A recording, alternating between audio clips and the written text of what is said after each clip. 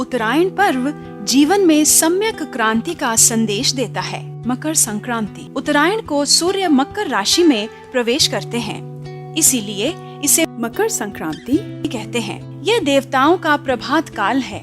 सूर्य के उत्तरायण होने पर भी भीष्म पितामह ने माघ शुक्ल अष्टमी के दिन स्वेच्छा से शरीर का परित्याग किया था और उनका श्राद्ध संस्कार भी उत्तरायण काल में हुआ था। उत्तरायण पर सूर्य उपासना का महत्व। इस पर्व पर सूर्य की उपासना का विशेष महत्व है। पवित्र होकर विशुद्ध मन से तांबे के कलश या किसी भी धातु के पात्र में जल भरकर उसमें कुमकुम, लाल चंदन और लाल रंग के फूलों को डालकर सूर्य को अर्घ देना चाहिए। इससे तन, मन और भाव तीनों की शुद्धि होती है, बुद्धि प्रखर होती है तथा सूर्य के प्रकाश में निहित रोग नाशक शक्ति का लाभ भी मिल जाता है। इस दिन आदित्य हृदय स्तोत्र का पाठ करने से भगवान सूर्य की प्रसन्नता मिलती है। मकर संक्रांति पर पुण्यमय कर्म जरूर करना चाहिए। शास्त्रों के अनुसार इस पर्व पर पितरों की आत्मा की शांति तथा अपने स्वास्थ्य संवर्धन व सर्व कल्याण के लिए तिल का 6 प्रकार से उपयोग करना चाहिए, जैसे तिल का उपटन, तिल मिश्रित जल से स्नान, तिल मिश्रित जल का पान, तिल हवन, तिल मिश्रित भोजन तथा तिल दान। ये सभी पाप नाशक व पुण्यदायक प्रयोग हैं। इस दिन ब्रह्म मुहूर्त में उठकर पवित्र तीर्थों, नदियों या कूप में स्नान करने का महात्म्य है।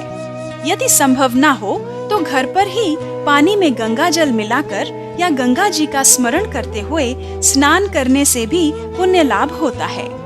जप, ध्यान, दान, श्राद्ध, तर्पण का विशेष महत्व है। इस दिन गायों व पशु पक्षियों को चारा, अनाज, तिल, गुड़ आदि खिलाना चाहिए।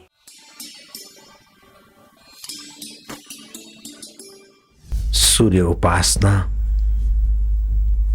और सूर्य किरणों का सेवन, सूर्य देव का ध्यान।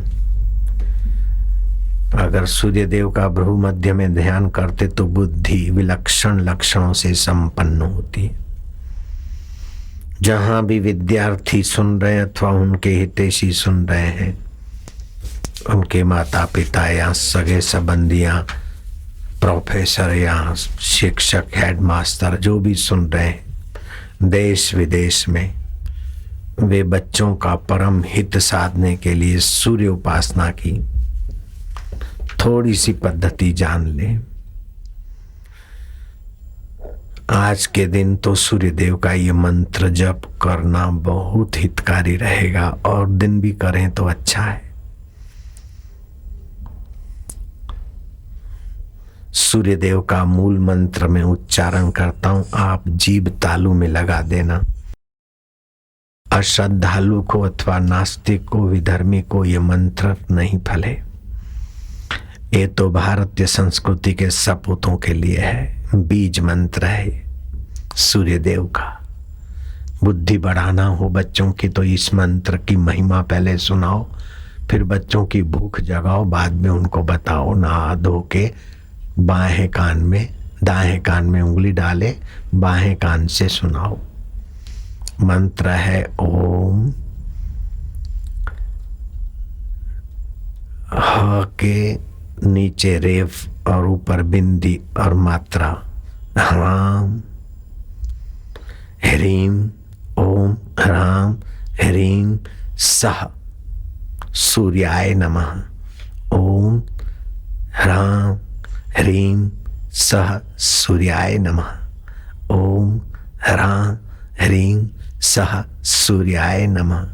इससे तुम्हारे वो केंद्र, सूर्य केंद्र सक्रिय होंगे और भगवान सूर्य के साथ तुम्हारी बुद्धि, अगर भ्रू मध्य में करोगे तो तुम्हारी बुद्धि के अधिष्ठाता देवता की कृपा विशेष आएगी बुद्धि में।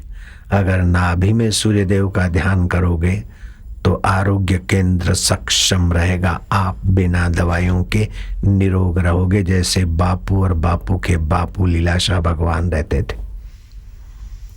संक्रांति का स्नान 7 जन्मों के रोग और पाप और निर्धनता को हर लेता है।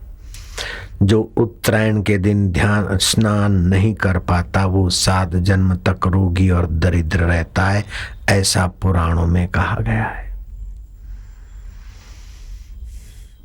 संक्रांति के दिन, आज उत्तरायण का संक्रांति का पर्व है। संक्रांति के दिन देवों को दिया गया हव्य और पितरों को दिया गया कव्य सूर्य देव की करुणा कृपा के द्वारा भविष्य के जन्मों में कई गुना करके तुम्हारे लिए लौटाया जाता है। संक्रांति के दिन किए हुए शुभ कर्म करोड़ों गुना फलदायी होते हैं। धन, धान्य, धर्म, आयु, यश, राज्य, सत्ता, पुत्र, सुख आदि में वृद्धि होती है। कई लोग स्वभाव के ऐसे वैसे होते, पढ़ाई में ऐसे वैसे होते, फिर भी उनके पास धन, धान्य, पुत्र, आयु आदि की वृद्धि देखी जाती है। तो पूर्व काल में सूर्य देव की उपासना की है, उत्तरायण की उपासना की, उत्तरायण के दिन हव्य और गव्य दिया है। इसी का फल समझना चाहिए। मकर संक्रांति में ऋतु परिवर्तन के साथ सेहत का रहस्य छिपा है।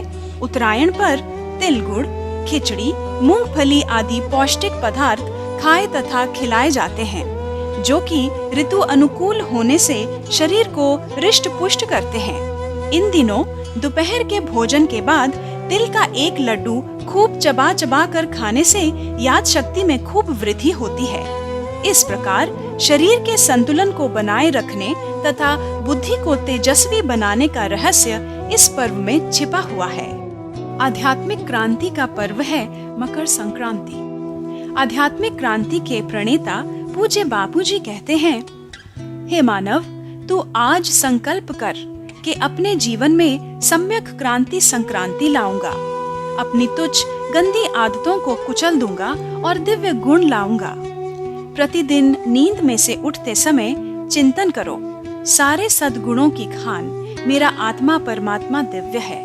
ओम ओम। सद्गुणों के मूल सत्य स्वरूप आत्मा में हम शांत हो रहे हैं, जिससे शांति, प्रसन्नता और दिव्य गुण सहज में आने लगते हैं। इस पाठ को पढ़ते ही अभी से शुरू कर दो। संकल्प करो कि प्रतिदिन प्रार्थना, जप, ध्यान, स्वाध्याय करूंगा और अपने जीवन को महान बनाकर ही रहूंगा। प्राणी मात्र के परम हितैषी परमात्मा की लीला में प्रसन्न रहूंगा। प्रत्येक परिस्थिति में सम रहकर अपने जीवन को तेजस्वी, ओजस्वी और दिव्य बनाने का प्रयास अवश्य करूंगा। हरिओम माँ, हरिओम माँ, हरिओम माँ। मकर संक्रांति का पर्व उन्नत होने का संदेश देता है। ऋषि मुनियों व ब्रह्मवेता महापुरुषों ने दिशाहीन मानव को सही दिशा देने के लिए सनातन धर्म में पर्वों व त्योहारों की सुंदर व्यवस्था की है। यह व्यवस्था आध्यात्मिक शक्ति की प्राप्ति, चित्त शुद्धि, संकल्प शक्ति की वृद्धि, ईश्वर की भक्ति और श्रद्धा के विकास, वातावरण की पवित्रता, विचारों को उच्च एवं परिष्कृत करने, आत्मिक आनंद उल्लास प्रकटाने तथा उत्तम स्वास्थ्य लाभ के लिए है। कोई सत्पात्र सासी 84 लाख योनियों के जन्म मरण के चक्कर से छूटना चाहे तो आत्म साक्षात्कार भी कर सकता है। ऐसे त्योहारों में एक है मकर संक्रांति। मानव जीवन में व्याप्त अज्ञान, संदेह, जड़ता, कुसंस्कारों आदि का निराकरण कर मानव मस्तिष्क में ज्ञान, चेतना, ऊर्जा एवं ओज का संचार तथा मानव जीवन में सुसंस्कारों की प्रेरणा उत्पन्न कर सम्यक दिशा एवं सम्यक मार्ग की ओर प्रवृत्त करने के लिए क्रांति काल को संक्रांति कहते हैं। संक्रांति का अर्थ है कलुषित विचारों का त्याग और सत विचारों का आलंबन। संक्रांति क्या है? पृथ्वी का गोलाई में सूर्य के चारों ओर घूमना क्रांति चक्र कहलाता है। ज्योतिष में इसी को राशि चक्र भी कहते हैं। इस परिधि को 12 भागों में बांटकर 12 राशियां बनी हैं। इन राशियों का नामकरण 12 नक्षत्रों के आधार पर हुआ है। सूर्य एक राशि में एक माह अर्थात लगभग 30 दिन विचरण करता है। जबकि चंद्रमा एक राशि में लगभग 2.25 दिन रहता है। जब भी सूर्य एक राशि से दूसरी राशि में प्रवेश करता है तब संक्रांति होती है। इस तरह हर महीने संक्रांति होती है, लेकिन सूर्य के मकर राशि में प्रवेश करने का विशेष महत्व होता है, जिसे हम मकर संक्रांति के रूप में मनाते हैं। सूर्य के इस संक्रमण के साथ साथ जीवन का संक्रमण भी जुड़ा हुआ है। इस बात को हमारे पूर्वज जानते थे, इसलिए इस दिन को उन्होंने सांस्कृतिक तथा आध्यात्मिक प्राधान्य भी दिया है और निसर्ग के इस परिवर्तन को ध्यान में रखते हुए उसे जीवन व्यवहार के साथ भी गूंथ लिया है।